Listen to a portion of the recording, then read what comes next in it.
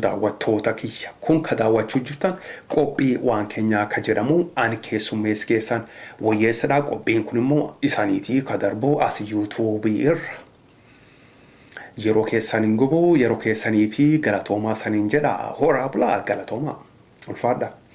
Qophii waan keenyaa har'a irraati kaasa'u deemu waan Jawara Mohammed yeroo hin arganne biizii ture har'a yeroo argadheedha. Gaa herreega kiyya isaaniitii sheerii godhuu deema.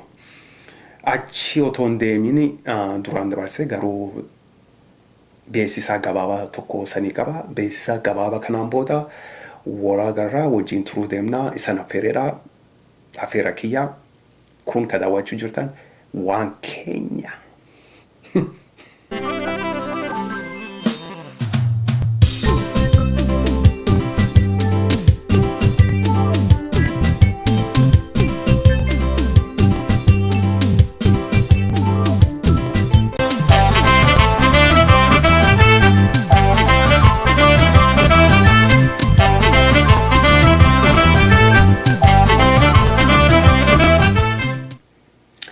Tolega Jawara Mohammed akkuma beektanii namoota isaa himatu jira. Eenyu wajja jettanii waan beekne Dr. Selemon Jawara Mohammed himatu, Dr. Hamazan Jawara Mohammed himatu, TV Oromiyaa magaalaa Toronto isaanis Jawara Mohammed himatu. Interview isaanii video isaanii walaaltanii as YouTube irra jira. Isaanis Jawara Mohammed himatu. Affeeranii Jawara Mohammed deebiif gaafii akka naagaletti affeeranii wajjanii waan dubbii waan isa laallatu jira. Jawara Mohammed lakkii na ilaallatu jedhee dida interview isaaniitti kennuu didee fi Oromiyaa miidiyaa Oromo TV Oromiyaa magaalaa Torontootis. Namooti biraa qeerroonis Jawara Mohammed himatu. Qeerroo don't mess with qeerroo Jawara Mohammed namicha of eeggadhu. Qeerroo ijoollee sanis isa himatu. Maaliif himatu? Oromiyaa miidiyaa neetwoorkii akkuma beektanii namooti baay'een akka jedhanitti Jawara Mohammed akka fedhetti gulufaa jiru, isa tarkaa qabaa jiru. Gaazexeessitooti Oromiyaa miidiyaa neetwoorkii qeerroo bilbilanii haasofsiisanii interview waraabanii turanii jiru. Akka naagaletti akka seefa nebilbila irratti dhagayetti maali interview san ka waraabame qilleensi raannoosni inafee jiru.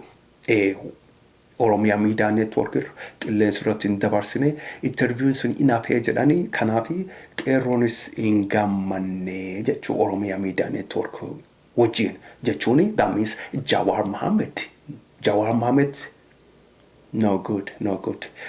Namooti biraannu Hamboo magaalaa Hamboo namooti wayyaaneen firaa irraa ajjeesti. Isaanis Oromiyaa miidiyaa neetwoork gaazexeessitooti Oromiyaa miidiyaa neetwoork isaanis bilbilanii Hamboo haasofsiisanii interview san waraabatanii qilleensi irraa hin oolchine. Kanaafi not very happy. Isaanis hin gammanne Jawara Mohammed wajjin akkasigaa.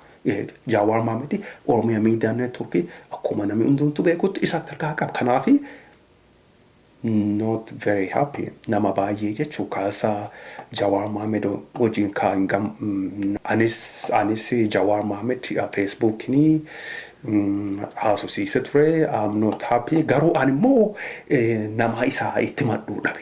Eenyutti Jawara Mohammed himatan? Namni isaa itti matan hin jira garuu. Waan jiru natti hin fakkaatu. Anis gaa himachuu fedhe maaliif himattaa'u naan jettanii gaa yaa bultooti dubbiin. Inni hin beeka anis sol beekna. Facebook waliin wal agarra. Anyway, Jawara Mohammed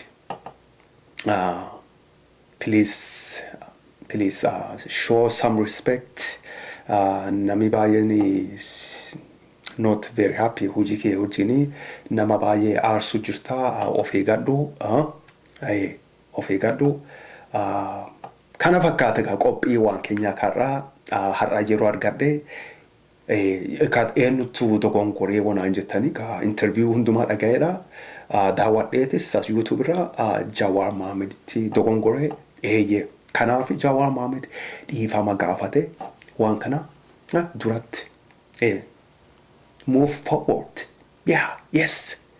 Egaa kun egaa akka herregaa kiyyaadha akka herregaa nama tokkotti artist as YouTube irraa jirutti Jawara Mohammed eeyyee balleessan kaasaati dhiifama gaafachuu male. Dhiifama on gaafan immoo mana gootanii eenyuun na tuqaa namni hundumtuu Oromoo na jaalataa maali hojjette